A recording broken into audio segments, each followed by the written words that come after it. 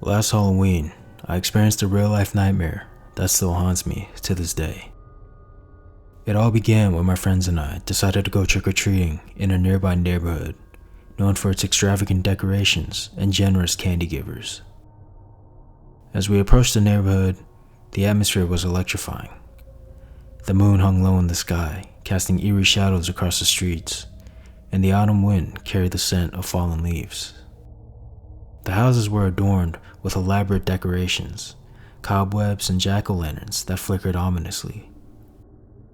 We eventually approached a particularly grandiose mansion, its front yard transformed into a spooky graveyard. A dense fog seemed to roll out from the property, adding an unsettling ambiance. We rang the doorbell, and the heavy, ornate door creaked open slowly. A tall man dressed as a vampire greeted us with a sinister smile. His costume was so convincing that it sent shivers down my spine. He dropped candy into our bags, but as he did, I noticed something peculiar about the treats. They weren't your typical fun-sized chocolate bars or candy corn. Instead, he handed each of us small black pouches. Intrigued and slightly unnerved, we continued on our route, stopping under a street lamp to inspect the contents of the black pouches. Inside, we found what looked like small ancient artifacts, miniature skulls and bones, and a note written in cryptic symbols. We assumed it was all part of an elaborate Halloween prank, but something about those items felt genuinely unsettling. As we ventured deeper into the neighborhood, the eerie fog grew thicker, and the streets seemed to twist and turn in unfamiliar ways. The houses became more dilapidated, and we realized we were no longer in the neighborhood we had started in, and panic began to set in. Suddenly, we heard a chilling, otherworldly chant emanating from the darkness. We followed the eerie sound until we stumbled upon a hidden clearing in the woods. There, we saw a group of people in robes surrounding a bonfire. They were chanting in a language we couldn't understand, and the flames cast sinister shadows on their faces. One of them noticed us and gestured for us to join the circle. Terrified, we turned to run, but the fog seemed to close in around us, trapping us in the clearing. The chanting grew louder and more intense, and the ritualistic objects we had received earlier began to pulse with an otherworldly energy. And in a moment of sheer terror, I took the black pouches and threw them into the bonfire. The robed figures let out blood-curdling screams, and the fog dissipated, revealing our escape route. We ran as fast as we could, not looking back until we finally stumbled upon a familiar street and made it back to our neighborhood. We never spoke about that horrifying night again, and I can't help but wonder what those black pouches contained and what kind of sinister ritual we stumbled upon. Halloween would never be the same for me, and I can't help but shudder every time I see a vampire costume or hear an eerie chant in the distance, reminding me of that nightmarish Halloween that became all too real.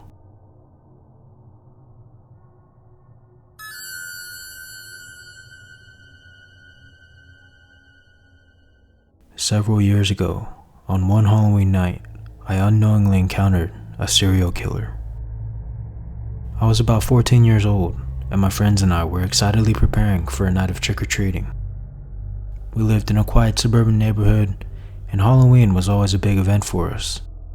That year, I dressed up as a mummy, complete with gauze-wrapped limbs and a menacing mask. As the sun set and the moon took its place in the dark sky, my friends and I set out with our candy bags, excitedly knocking on doors and filling our bags with sweets. However, one house stood out from the rest. It was a quaint, seemingly normal house, but the moment we approached, a feeling of dread washed over me. I couldn't put my finger on it, but something just felt off. The door suddenly opened, revealing a man who looked to be in his late 40s. He had a friendly smile, but his eyes had a vacant, distant look. I remember feeling uneasy, but I still managed to mumble a timid trick or treat. He gave each of us a handful of candy, and for some reason, I felt compelled to strike up a conversation. And as we talked, he seemed polite and charismatic, but something about him sent shivers down my spine. It was a feeling I couldn't quite shake, and I wanted to get away from that house as quickly as possible.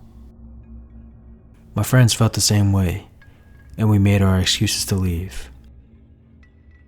Days later, while watching the news, I was horrified to see the man's face on the screen. It turns out that he was a notorious serial killer who had been on the run for years.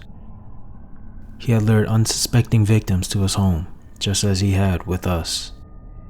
The police had finally apprehended him, and the true extent of his heinous crimes sent shockwaves throughout our community.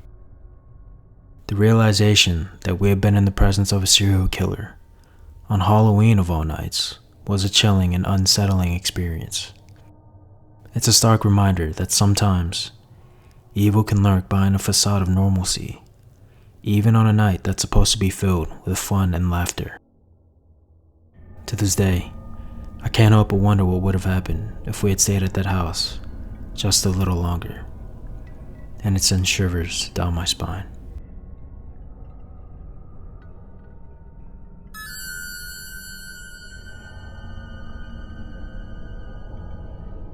Growing up, Halloween had always been my favorite holiday, and trick-or-treating was something that I looked forward to all year.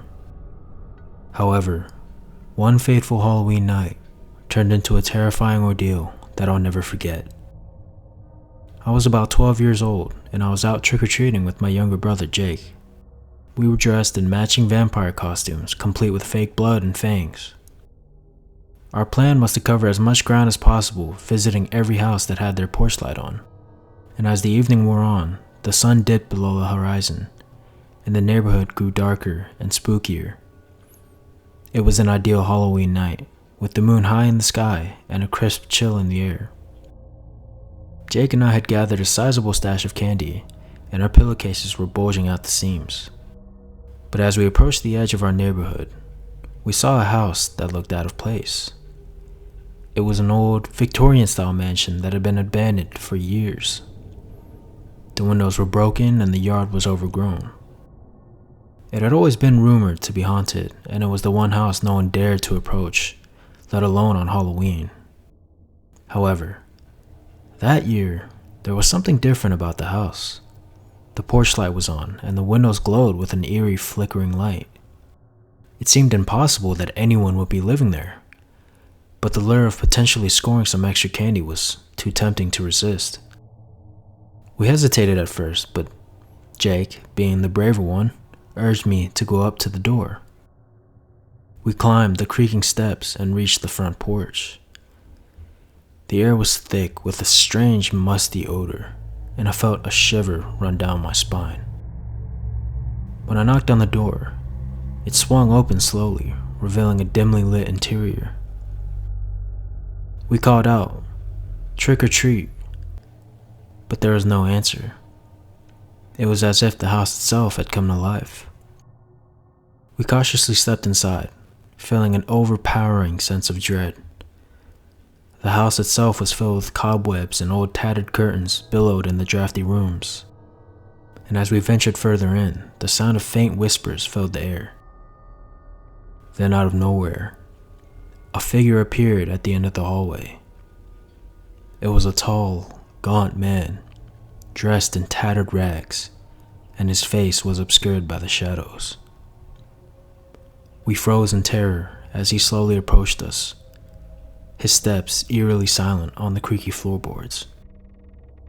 Suddenly, he let out a blood-curdling scream, and we turned and ran for our lives. We scrambled down the stairs, through the open door, and didn't stop. To this day, I have no idea who or what that man was, but I've never been back to that old abandoned house. It was a Halloween night that transformed my love for the holiday into something far more sinister.